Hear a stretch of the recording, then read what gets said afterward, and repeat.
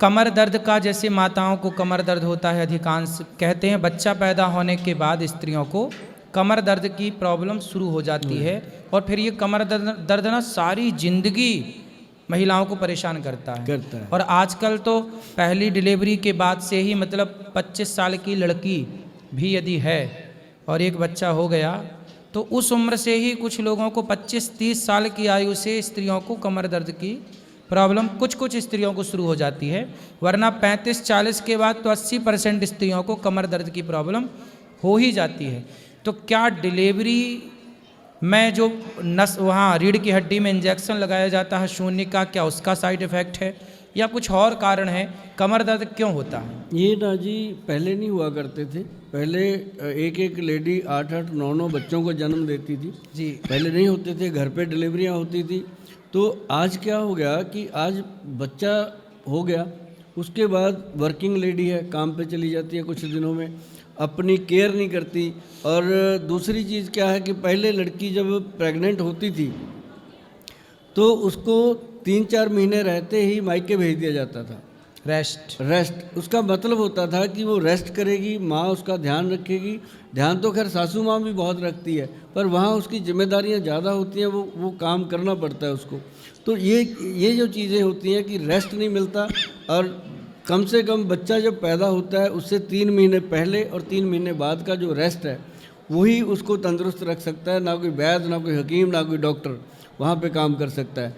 सिर्फ उसमें क्या करेगा, आप लोगों ने सुना होगा, आपने भी बहुत सुना होगा महाराज जी, कि आयुर्वेद में हजारों साल पुराने ग्रंथ हैं, 5-5, 10-10 हज़ार पुराने।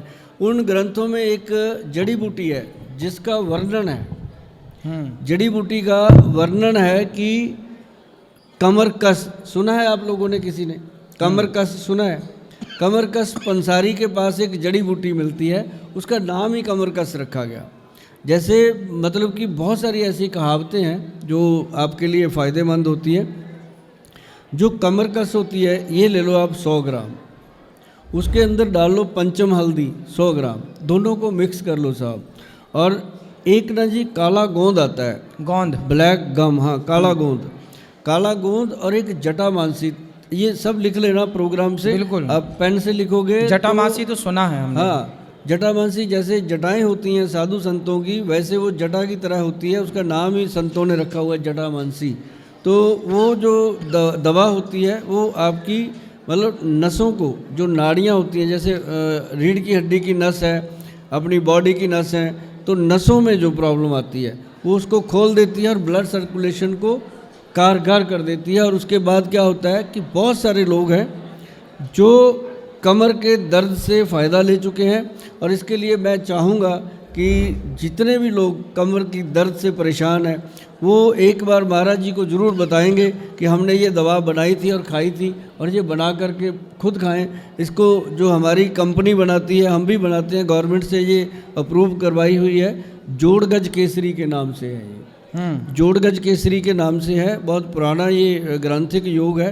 तो ऐसे करके जो कमर का दर्द है उसके लिए काला गोंद जो है, ब्लैक गम जो है, वो बहुत इफ़ेक्टिव है। इसको 5-6 महीने तक लेना चाहिए, हल्दी वाले दूध के साथ ही लेना चाहिए, बहुत फ़ायदा इसमें मिल जाता है महाराज जी। सही है। तो आप समझ रहे हैं, कमर दर्द में यदि आपको राहत चाहिए तो हमारे वैद्य जी जो कह रहे हैं वो सुनिए।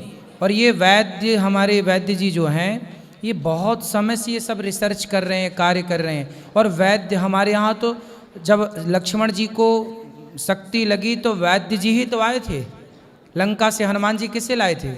सुखैन वैद्य को। तो वैद्य की परंपरा कोई आज की नहीं, अपनी वैदिक परंपरा है ये।